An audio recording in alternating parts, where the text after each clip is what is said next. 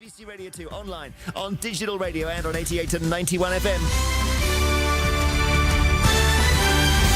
Now the BBC News at 2 o'clock. This is Alan Dedicoat. A man from Birmingham, Harry Street, has admitted having guns and bombs at his home. The court heard he'd been involved in a dispute with his neighbours, and the judge was told that under the name Barry Williams, he'd killed 5 people, including his neighbours, in 1978, crimes for which he was held in a secure mental hospital until 1994. Sky News say they're saddened by the apparent suicide of a woman they'd accused of spreading abuse on the internet about the parents of Madeleine McCann. The body of Brenda Leyland was found at a hotel in Leicestershire. A reporter had confronted her a few days earlier. She'd said she'd had a right to her opinions. An expert on social media, Carl Miller, says the law on internet comments is clear. If you actually look at the law that's on the books, trolling is probably illegal. The Communications Act and the Malicious Communications Act has wording in both of them which says that it is illegal to send a communication deliberately which is offensive or grossly indecent, which is basically the definition of trolling. Sriyan Duwani from Bristol has formally denied murdering his wife on their honeymoon in South Africa.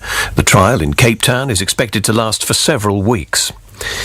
The Business Secretary Vince Cable has accused his Conservative coalition partners of trying to destroy the welfare state. Mr Cable told the Liberal Democrat Party conference in Glasgow that Tory plans to cut spending by a further £25 billion after the next general election would do great harm to key services.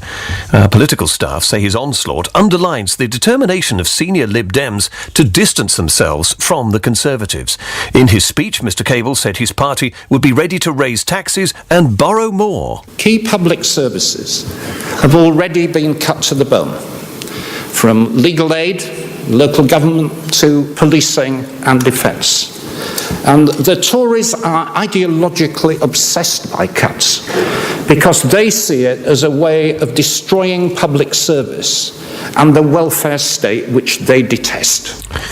Virgin Atlantic is to close its short-haul service Little Red, which operates domestic flights within the UK. In a statement, the airline said Little Red hadn't been able to make a positive contribution to the company. The flights will end next year. A law's come into force in Jersey, making the wearing of cycle helmets compulsory for children under the age of 14. It's the first time such a law has been brought in the British Isles. Lakshmi Gopal reports. From today, most young cyclists in Jersey will have to wear a cycle helmet while riding, or as a passenger in a trailer being pulled by a bike. Anyone caught without could face a £50 fine.